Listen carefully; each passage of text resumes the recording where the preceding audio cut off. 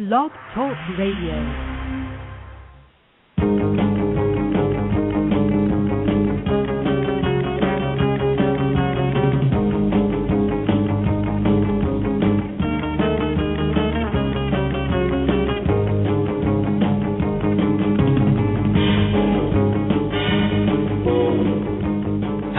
Welcome to another episode of the Batcave, a series of fast-paced 30-minute political shows aimed at opening the eyes of America to what is currently taking place in our country.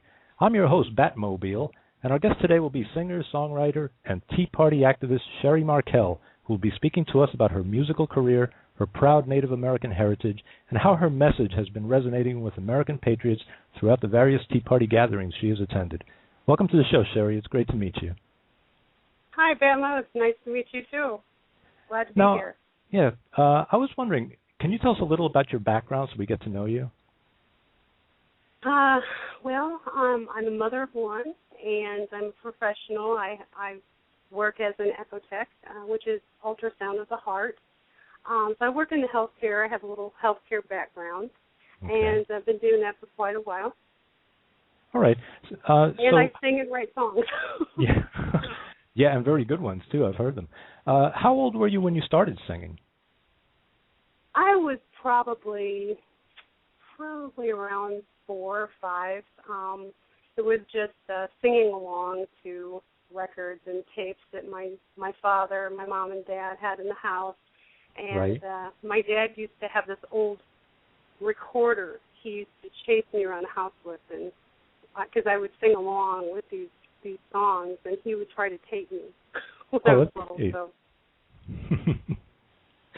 Well, and I guess at that point they realized that you had a talent for singing, right? Well, they thought I did. I always thought that for being so young, I had such a low voice, and so when they would play it back, I would actually go hide because I just thought, I just sound horrible. I didn't like my voice because it was so different. From all the other little girls. Yeah, well, people always like that. When you hear yourself, after they play it back, you're like, that's how I sound. So, they're not happy. But, believe me, it's a good voice. So how did you get, started in the music career that you have? Well, probably when I was around 13, I decided that I really did want to sing professionally. Right. And my parents would take me around to different places and with different bands and got me involved with the different local bands and getting up and sitting in with them and singing a few songs here and there. And then I got a little older, and I started singing professionally. I had several bands and did fairs and a lot of things like that. Later, I got a little more serious and done a CD called The Only Bridge, which was produced by Fred Foster, who produced a lot of real big people like Janis Joplin and Roy Orbison and people like that. He produced that CD, and which was in the Native American Music Awards a few years back, and that was quite an experience. All right, so you were already established. How did you get involved with the Tea Parties as far as performing with them? Well, I had taken some time off and went to school and got my degree in medical assisting and echocardiography. And I started getting a little troubled because I noticed that things weren't going the way that I felt they should in America. I've seen a lot of things that I had never seen before, and the issue of health care really hit home because my daughter at the time, who was probably about 4, they found that she had a tumor, a very rare tumor, that normally they only see these kind of tumors in people that's like in their 70s. And there was one other child her age that had this type of tumor, which is called a PE coma. And they removed the tumor, and probably 6 to 8 months later, it metastasized to her lungs, and it killed the little girl. So far, we've been fortunate, and my little one is doing fine. She's now 7, and we still have to go and have her have CTs and MRIs and, many tests. But I started getting really concerned because, people with chronic conditions such as cancer or heart disease or diabetes or anything like that, if they have to go and have these life-saving tests on a certain schedule, and then the government steps in and says, well, you don't need to have it that often. Let's put it off to maybe instead of every 3 to 4 months, let's make it every 6 months or once a year. Right. If they do that to my daughter or other children or other people in their types of situation, they might not have that time. Well, right, because that's when somebody's got a chronic illness, it has to be taken care of. There's no, you can't skip over these tests. Right, and and it's so important that they have these tests run, the diagnostic things that they need to have done. And so I was very concerned, and I went to Washington. Never been to Washington in my life, and which a lot of other people never went either. But was this for the Glenn Beck rally last year? Well, this was actually before the Glenn Beck rally.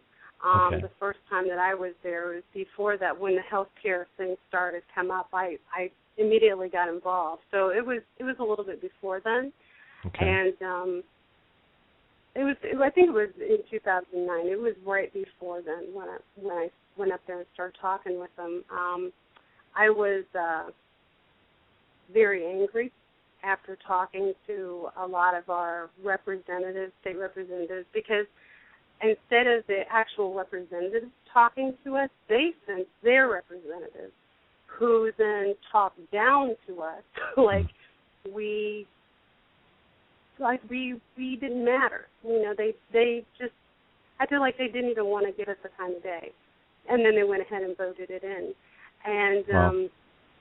I was angry, and I came home and I wrote that song, "Hot Mama, Listen Up Big G." Yeah, that's what I was going to ask you.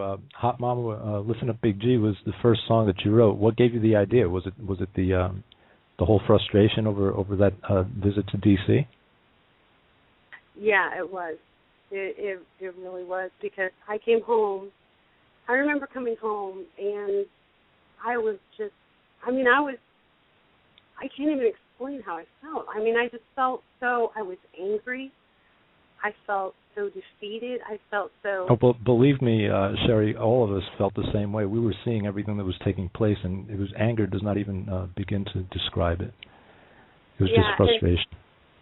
It was horrible. And the only thing, I would sit here so many nights on my table, and all I could think of was, my gosh, all of our veterans and people that have fought so hard, for everything that we have, and it's being taken away.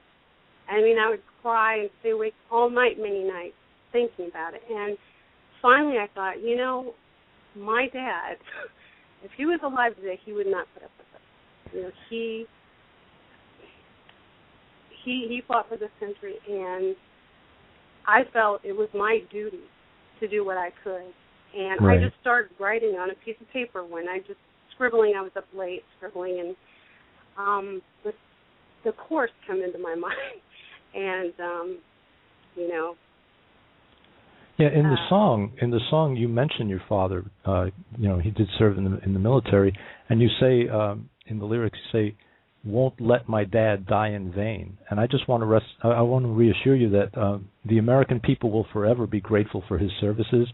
And believe me when I say that he did not die in vain, because we are all still free today thanks to him. So God bless him and all our servicemen and women who have ever fought to defend our country from tyranny. We will never forget. That's right. I totally agree. Yeah, it's our veterans, we owe them so much, and we take a lot of people take our freedoms for granted, and freedom is not free. It's just not. It's not. It's really. It's sad when you think about it, because the American people, many of them have been conditioned to by the liberal way of thinking, to protest and to to just do all these things that are evil against our servicemen and women. They don't realize that, they're there to protect us, that this, freedom is not free, and it's not this way around the rest of the world. We're just a very small percentage of the world that's free, and right. People, they just don't understand it, and it's really sad. So I'm glad you brought that out in the song, because that's very important. Now, yeah, when I was writing the song, it was really funny, because I remember waking up my daughter the next day, and I sang the chorus to her, and right. that's kind of what made me go on with it, because I sang the, fire breathing dragon hot mama, mm-hmm. and she came up out of bed laughing hysterically. I thought, if I can make a kid laugh, maybe this is a good thing, It was, yeah. Because I also want to reach our youth, because I think that is really the key. Is we need to get our youth involved, because it's really everything that's happening right now is going to fall back on them. Absolutely, they're our future, and if we don't do anything now, like trying to stop this tyranny from taking over, I mean, what kind of a future are we going to have? They're the ones that are going to be supposed to take care of us, and right. here, we can't let them down now, because they are the future. Right, and that's like in a lot of our schools, there's so many now that's changing things in our histories, and things that the way that they're doing things is just I don't agree with, and that's another thing. I also homeschool because of that reason.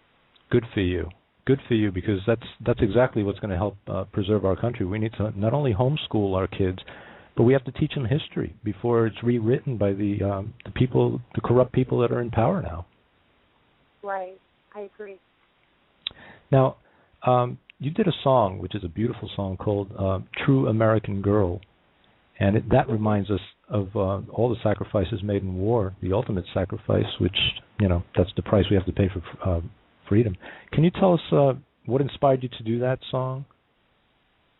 That song, True American Girl, was written, inspired by Lori Ann Pastua, Private First Class Lori Ann Pastua, who is Native American and also Mexican American from the Hopi Nation. She was the first woman ever killed in combat.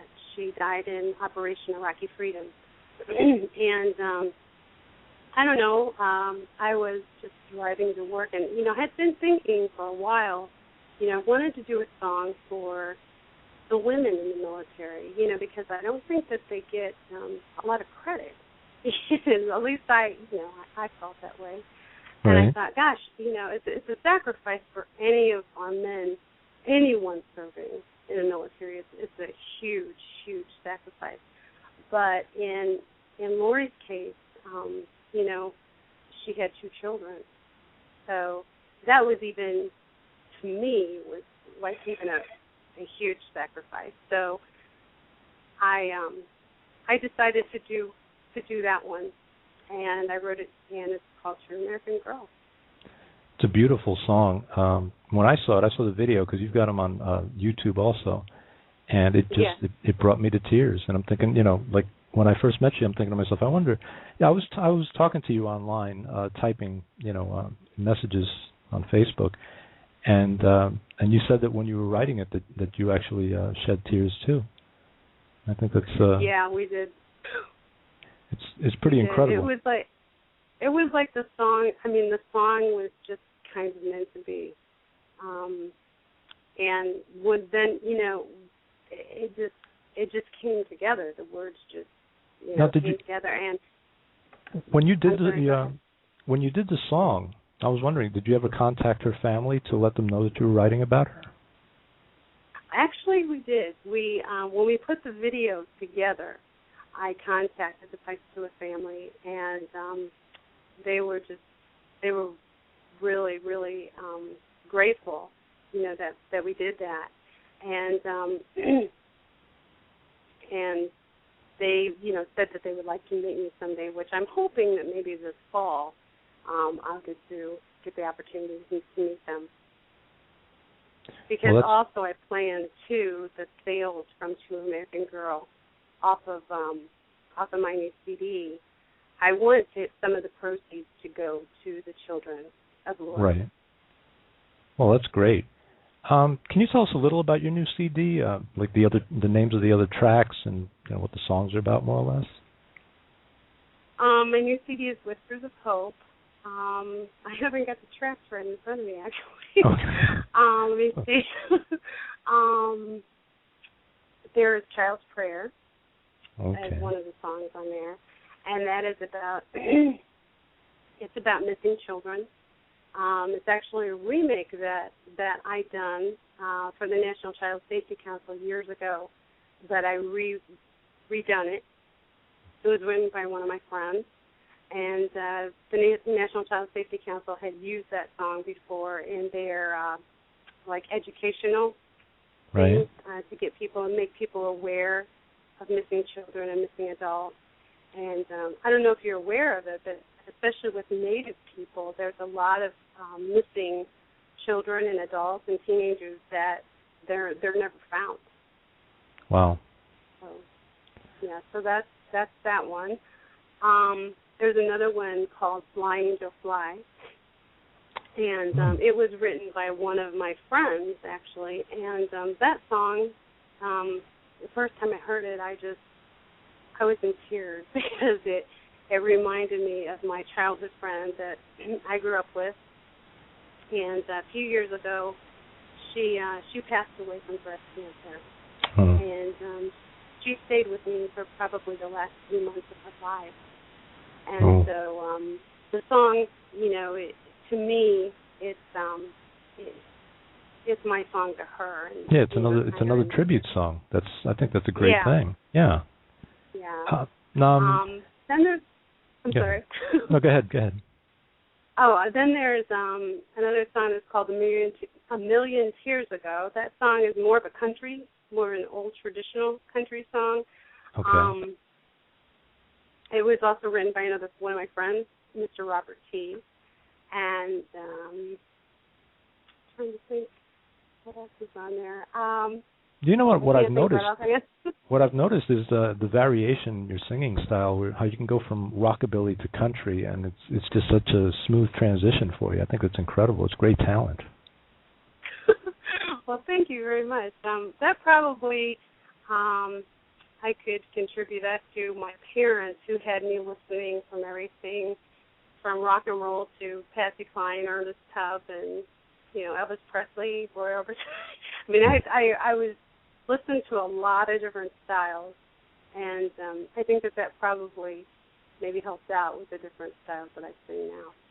I think it's great. I mean, when you go to do your shows at the tea parties, do you usually do all the different songs, or just a certain set that's related basically to to the protest that's going on, or how is it what kind of songs do you do usually? Usually they always want me to do Hot Mama Listen at Big G. Right. So I usually do that one. I've also done I've done True American Girl, because it's more of a patriotic song. And it's kind of a variety. It's pretty much it was up to me, whatever I want to do.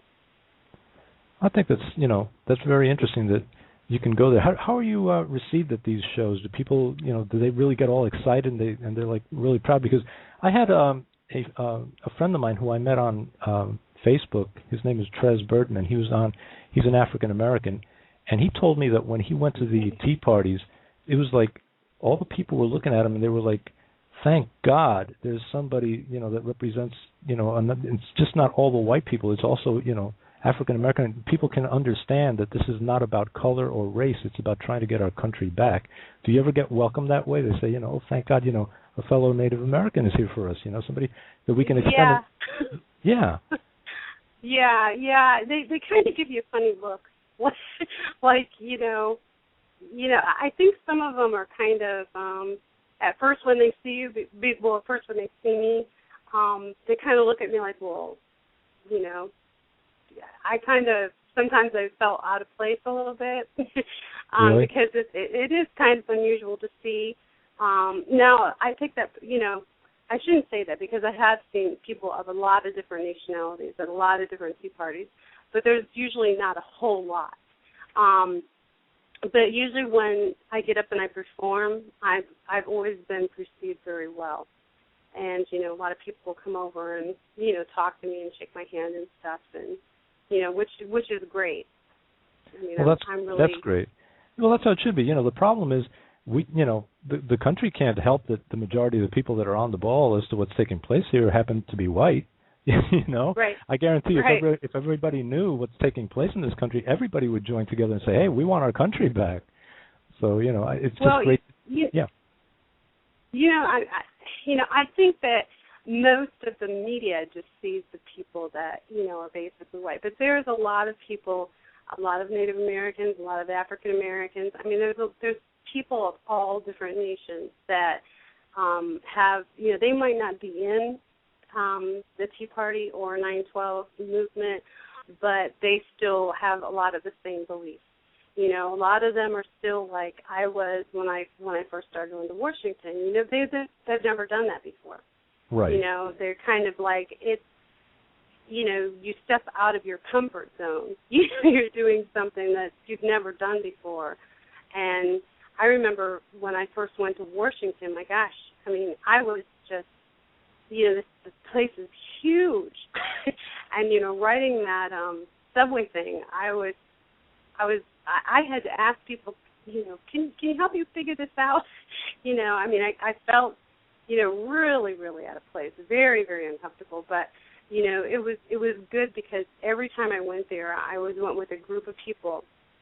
And I tell you, these, you know, people, you know, you hear on you know, the different news media saying these people are racist and, you know, they're terrible people. And that's absolutely false.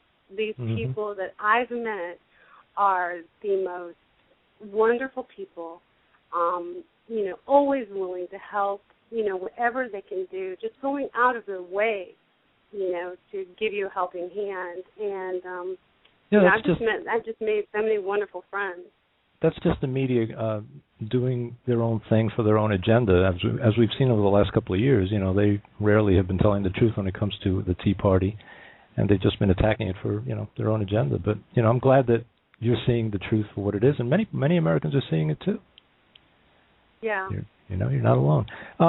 Where can our listeners go to find out more information as to where they can see you performing in the near future? Do you have information on your site where they can go? Yes, they can go to my website, which is www.sherrymarquelle.com.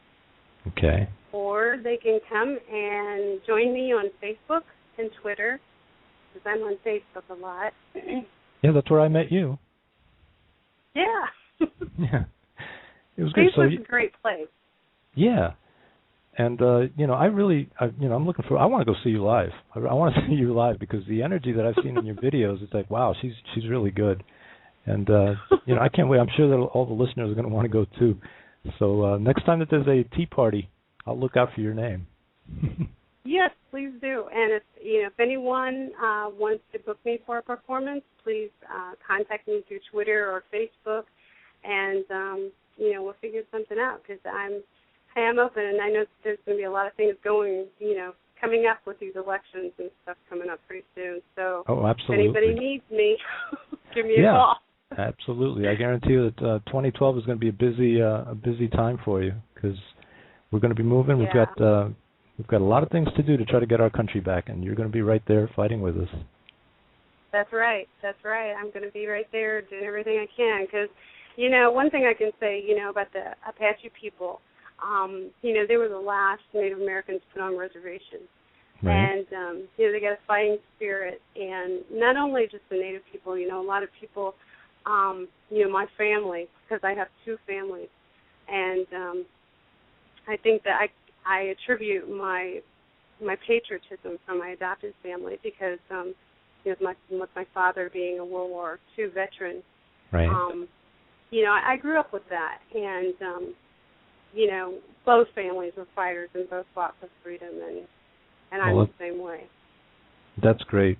We appreciate you because you're really great. Well, Sherry, we're going to have to leave it there as we're running out of time, but I'd like to thank you for coming on the show and sharing with us a little of your career in the music industry and how you've channeled it into the Tea Party movement to express your passion for keeping our country free. You're a great Mama Grizzly.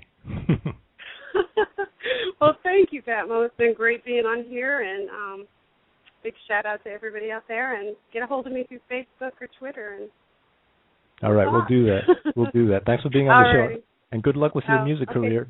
You're a true patriot. Thank you so much. Okay, thank you. All right. Bye-bye. As we close today's show, we'd like to leave you with Sherry Marquelle's terrific new song, Hot Mama, Listen Up Big G, from the newly released CD, Whispers of Hope. I'm a baby holding guns, cooking fire, breathing, drinking hot mama. Your song's on freedom now, mama, just a change of ways, oh yeah. 'Cause I'm a baby holding Bible, cooking fire, breathing, drinking hot mama. Spread on me, there'll be hell to pay. I felt alone for so long now, but mama coalition is growing strong. No healthcare keeping me aside, or backdoor deals that you try to hide. We're staying up real late at night to search for bills that are out of sight. You put us down on distant shores, spend our money keeping score. You've got the nerve to ignore us all and watch our nation about to fall. So listen up, Big G. This mommy will respond to tyranny. 'Cause I'm a baby holding guns, cooking fire, breathing, drinking hot mama. Your song's on freedom now, mama has to change her ways.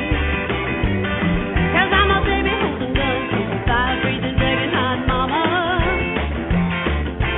Tread on me, there'll be hell to pay.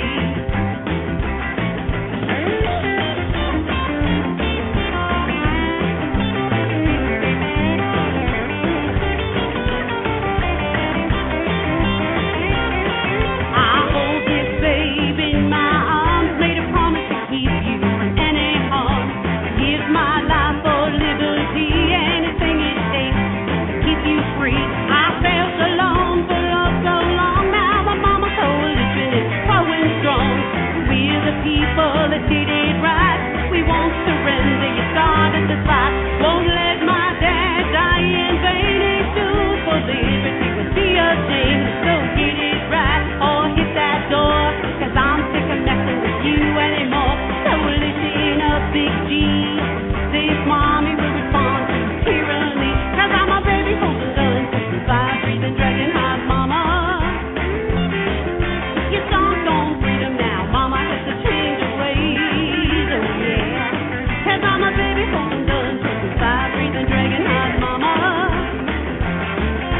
Tread on me, there'll be hell to pay. I'm a baby holding guns, cooking fire, breathing, dragging hot mama. Your song's on freedom now, mama has to change her ways, oh yeah. 'Cause I'm a baby holding Bible, cooking fire, breathing, dragging hot mama. Tread on me, there'll be hell to pay. If you tread on me, there's gonna be hell to pay.